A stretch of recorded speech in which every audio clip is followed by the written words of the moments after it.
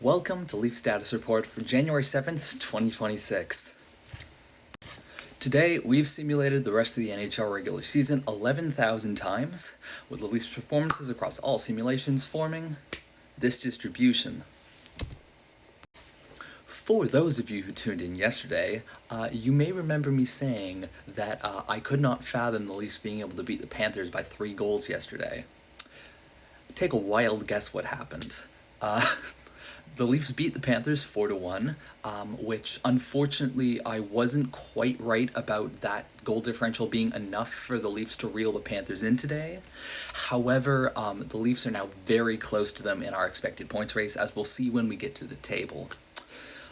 The other games we had to worry about are a bit of a mixed bag, but I think overall could be considered a net positive. The bad news from the Sabres and Flyers are that both teams won their games, the Sabres beating the Canucks 5-3 and the Flyers beating the Ducks 5-2. These wins are enough for both teams to widen their gaps on the Leafs, although it's only by very, very slight margins that they do so. The good news is the other two games. The San Jose Sharks managed to beat the Blue Jackets 5-2, which will put the Blue Jackets out of striking distance of the Leafs for the next couple days. And the New York Islanders absolutely throttle the New Jersey Devils 9-0. I feel so bad for the New Jersey Devils goaltender who was not pulled and had to stay in to have 9 goals scored on him.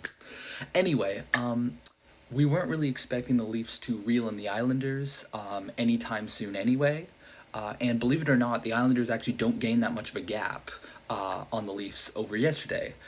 What does happen, however, is the New Jersey Devils, their gap that they have to make up to the Leafs opens by almost 2 whole expected points, and they are also out of contention to catch the Leafs in the next couple days, which puts us in a much better position than we were in yesterday.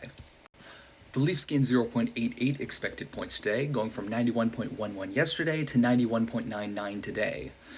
In addition to that, based on the theoretical value of expected points I've calculated for today, we have essentially 0 over or underestimation, so the Leafs are almost exactly where they should be in expected points.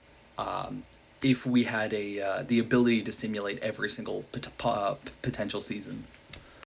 As always, expected points breaks down into 4 controllable factors and randomness.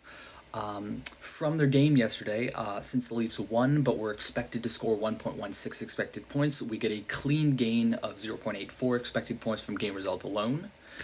In addition, substituting the Leafs game data from yesterday's game into today's simulations yields a gain of 0.23 expected points. We do, however, lose 0.02 expected points from substituting the rest of yesterday's game data into today's simulations. And we also lose 0.09 expected points from a change in overtime games, as our simulations today had 3 less overtime games than they did yesterday. Overall, this means that randomness also works against us, as it did favor the Leafs by 0.08 expected points less than it did yesterday. The minimum number of points the Leafs scored in a season today was 70, and the maximum number of points we saw them score in a season today was 112. That gives us an absolute range today of 42 points. In addition, our inner 70% window shifts upwards by 1 point on both ends. Our 15th percentile Leaf season was 86 points today, and our 85th percentile Leaf season was 98 points today. Our standard deviation, as it usually does when the Leafs play a game, has gone down by a notable margin, with it being 5.84 points yesterday and 5.72 points today. The Leafs gained 6.3% on their playoff odds today. Yesterday, they made the playoffs in 32% of all simulations, and today they've made the playoffs in 38.3% of all simulations. Our 95% confidence interval for these playoff odds still sits below 1%. Today, it's plus or minus 0.91%. Our placing distribution in simulations today also shows some very good signs. Of course, the Leafs' most probable spot still remains A3, although their probability of hitting that A3 spot in particular has gone up by a notable amount. I believe it was a bit below 10% yesterday, and now it's almost 12%. I think the best sign of this distribution, especially compared to yesterday's, though, is that tapering off at the tail end of this distribution, specifically wildcards 9 and 10, though to a bit of a lesser extent wildcards 7 and 8.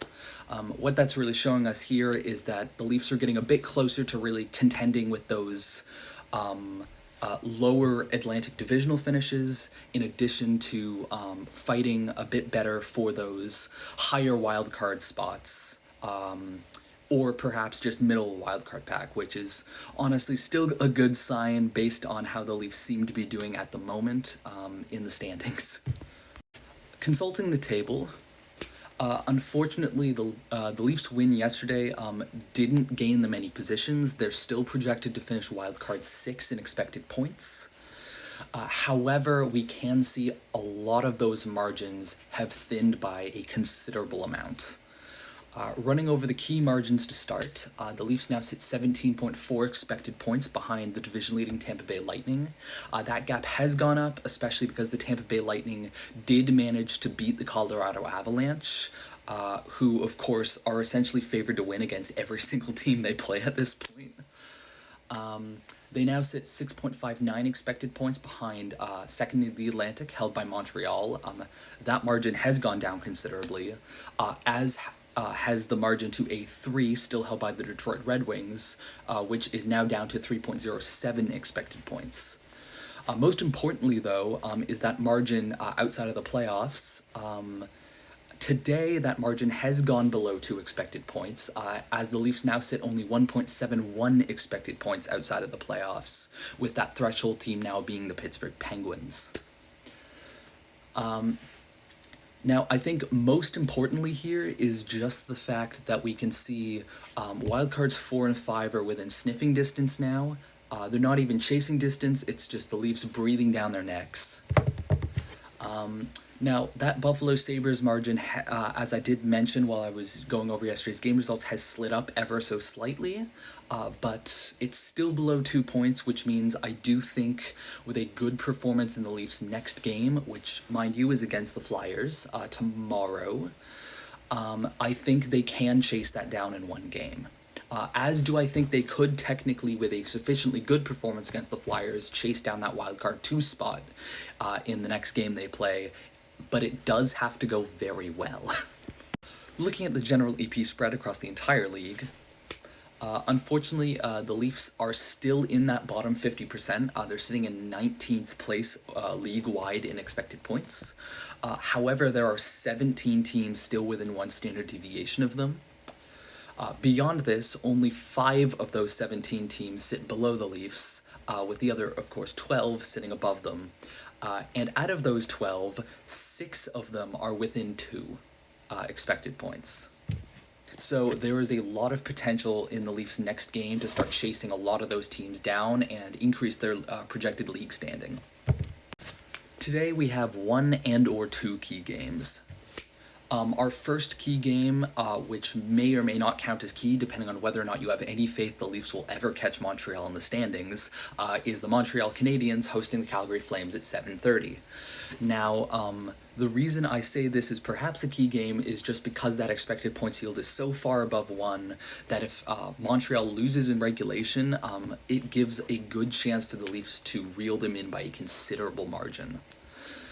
Overall, basically, we only care about this game if Montreal loses in regulation, really by multiple goals as well. At 9:30 p.m., the fairly important game is going to happen. That's the Utah Mammoth hosting the Ottawa Senators. Now, Ottawa has an expected points yield of 1.06, so if they lose in overtime, that about 0.38 expected point gap they have above the Leafs doesn't close fully.